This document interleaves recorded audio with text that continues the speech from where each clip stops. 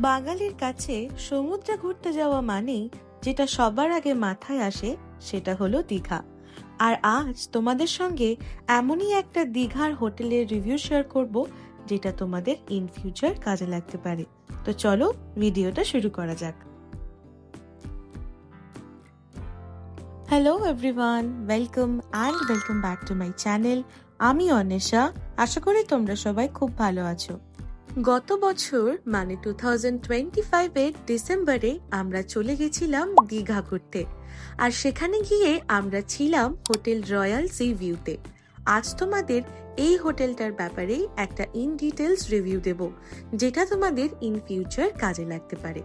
তার আগেই তোমাদের বলে রাখি, এই হোটেলের গুগল ম্যাপের লিংক, ফোন নাম্বার এবং সবকিছু ডিটেলস আমি এই ভিডিও ডেসক্রিপশন বক্সে দিয়ে রেখেছি, চাইলে কিন্তু অবশ্যই চেক আউট করতে পারো। প্রথমেই বলে রাখি, এই হোটেলে কিন্তু বিভিন্ন রকমের রুমস অ্যাভেলেবেল রয়েছে এবং তাদের প্রাইসও কিন্তু অ্যাকর্ডিংলি ডিফারেন্ট। আমরা যে রুমটায় ছিলাম সেটা ছিল 4 বেডেড ডিলাক্স রুম, যেটার প্রাইস ছিল per day 2800 including GST and everything. আরেকটা রুমের প্রাইসও তোমাদের সঙ্গে শেয়ার করছি, সেটা হচ্ছে ডাবল বেডেড ডিলাক্স রুম, যেটার প্রাইস ছিল 2000 rupees per day including GST. এই হোটেলের রুম চার্জেসের সঙ্গে কিন্তু কোনো রকম কমপ্লিমেন্টারি ফুডের প্রাইস ইনক্লুডেড ছিল না, তাই এই হোটেলে আমরা যা কিছু খাবার খেয়েছি সবটাই কিন্তু নিজেদের টাকা পে করে খেতে হয়েছে। হোটেলের ভিতরে লিফট এবং সিঁড়ি দুটোরই কিন্তু ব্যবস্থা রয়েছে। আমাদের রুমটা ছিল সেকেন্ড ফ্লোর, মানে 3 তলায়। চলো তোমাদের সঙ্গে আমাদের হোটেল রুমের ট্যুরটা এবার শেয়ার করে নেওয়া যাক। হোটেলের রিসেপশন থেকে আমাদের যে রুমের কিটা দেওয়া হয়েছিল সেটা অনুযায়ী আমাদের রুম নাম্বার ছিল 208। রুমের চাবিটায় কিন্তু এক প্রকার ইলেকট্রিসিটির কাজ করবে, তাই চাবিটা কিন্তু খুব সাবধানে রাখতে হবে। হোটেলের রুমটাতে ঢুকতেই তোমরা বুঝতে পারছো অগোছালো রয়েছে, বাট রুমের সাইজটা কিন্তু যথেষ্ট বড়। রয়েছে একটা ফুল সাইজ মিরর, যেটা আমার মতে খুবই পরিষ্কার এবং পরিচ্ছন্ন। আয়নার ঠিক পাশেই রয়েছে একটা ছোট্ট ডাস্টবিন, আর ঠিক তার পাশেই রয়েছে ওয়াশরুম বা বাথরুম, তোমরা যেটা যাই বলো না কেন। বাথরুমটা খুবই পরিষ্কার পরিচ্ছন্ন, রয়েছে একটা গিজার, শাওয়ার, টাওয়েল র্যাক, রয়েছে একটা মিরর এবং ওয়াশ বেসিন, এক্সস্ট, মগ, বালতি তো বাথরুমে রয়েছেই। মেন দরজার ঠিক পাশেই রয়েছে এই সুরাকটা। এটা কিন্তু খুবই স্পেশিয়াস ছিল, যথেষ্ট জায়গা ভিতরে, তোমরা তোমাদের জুতো এখানে আরামসে রাখতে পারো।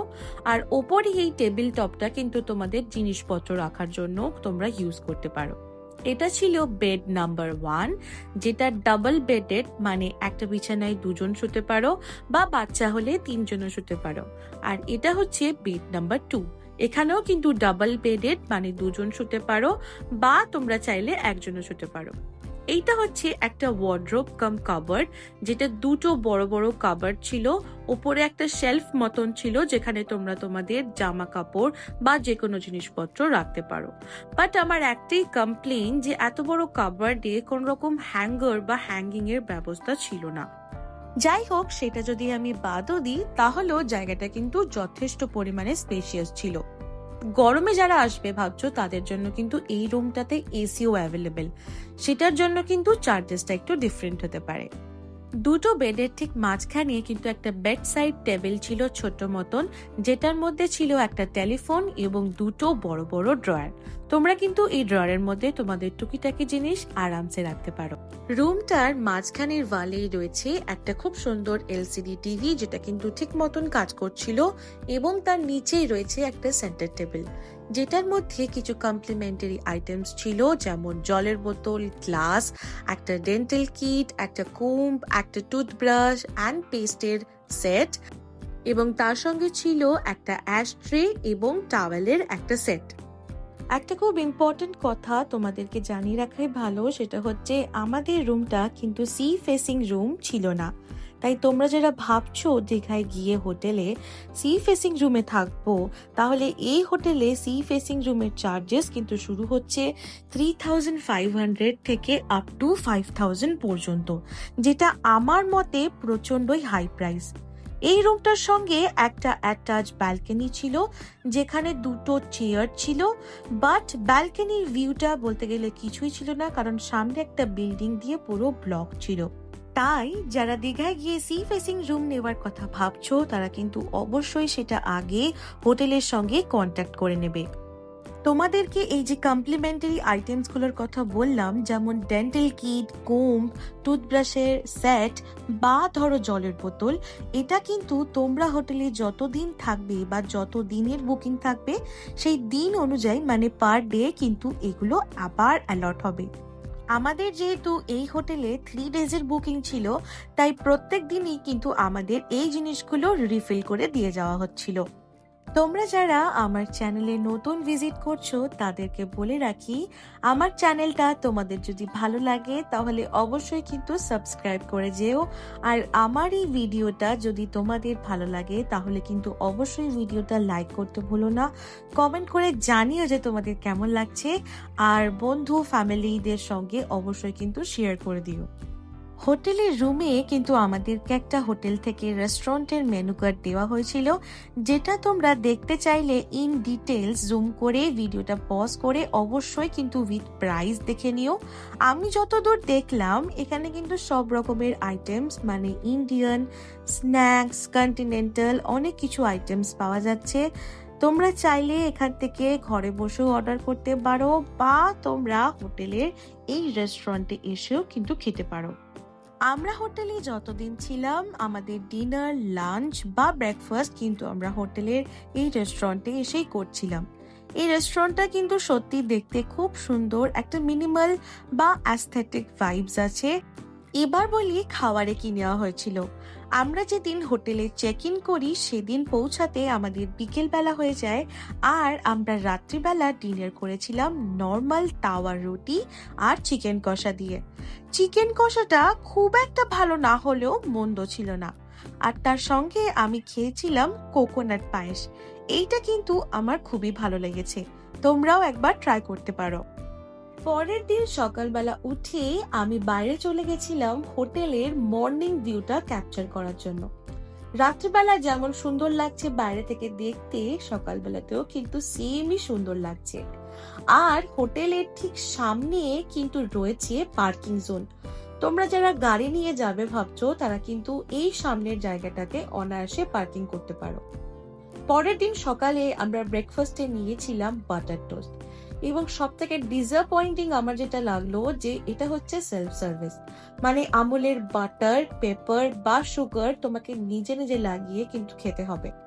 এবং শীতকালে যেহেতু খাবার দাবার খুব তাড়াতাড়ি ঠান্ডা হয়ে যাচ্ছে, তাই ব্রেডটাও কিন্তু খুব তাড়াতাড়ি ঠান্ডা হয়ে গেছিল, আর এতটাই টোস্টেড ছিল যে খেতে একদমই ভালো লাগছিল না। যাই হোক, সকালবেলার দুঃখ ভুলিয়ে আমরা দুপুরবেলায় তো গেছিলাম ঘুরতে, আর রাত্রিবেলা ফিরে আমরা আবার চলে গেলাম ডিনার করতে। সেকেন্ড দিন আমরা ডিনারে অর্ডার করেছিলাম তাওয়ার রুটি আর এগ তড়কা। এগ তড়কাটা খেতে কিন্তু ভালোই ছিল, আর রুটিগুলো তো নর্মালি ভালোই লাগছিল খেতে। এবার তোমাদেরকে বলি হোটেলের কিছু ফ্যাসিলিটিস বা অ্যামিনিটিস এর ব্যাপারে। হোটেলে কিন্তু 24/7 ইলেকট্রিসিটি অ্যাভেলেবেল, ওয়াইফাই অ্যাভেলেবেল, এবং তোমরা লিফট সার্ভিস বা যে কোনো এমার্জেন্সি সার্ভিসও কিন্তু পেতে পারো। হোটেলের স্টাফেদের বিহেভিয়ার আমার পার্সোনালি খুবই ভালো লেগেছে, এবং যিনি ম্যানেজার ছিলেন বা যিনি রেস্টুরেন্টে অ্যালটেড ছিলেন তার ব্যবহারও কিন্তু খুবই ভালো। থার্ড দিন সকালে আমরা যেহেতু আর্লি মর্নিং বেরিয়ে গেছিলাম, তাই আমরা চিজ টোস্ট প্যাক করিয়েছিলাম, যেটা খেতে একদমই ভালো ছিল না। রাত্রিবেলা এসে আমরা ডিনারে অর্ডার করেছিলাম বাটার রুটি আর আলু দিয়ে চিকেন কষা। এই দিনের চিকেন কষাটা কিন্তু ফার বেটার ছিল প্রথম দিনের থেকে, আর রুটিগুলো কিন্তু মোটামুটি ভালোই ছিল। হোটেলে আমাদের লাস্ট দিন সকালে আমরা অর্ডার করেছিলাম আলুর পরোটা। আমি নিয়েছিলাম আলুর পরোটা উইথ আচার, আর বাবা আর ভাই নিয়েছিল আলুর পরোটা উইথ চানা মশলা। খেতে কিন্তু এই ব্রেকফাস্টটা জাস্ট দুর্দান্ত ছিল। আজকের ভিডিওটা এই পর্যন্তই। ভালো লাগলে ভিডিওটা অবশ্যই লাইক করে দিও, আর কমেন্ট করে জানিও তোমাদের এই হোটেল রিভিউ কেমন লাগলো। শেয়ার করে দিও ফ্যামিলি অ্যান্ড ফ্রেন্ডস এর সঙ্গে, আর অবশ্যই কিন্তু চ্যানেলটা সাবস্ক্রাইব করে দিও। আমি আবার চলে আসবো খুব শিগগিরই একটা নতুন ভিডিও নিয়ে। এখনকার মতন বাই বাই।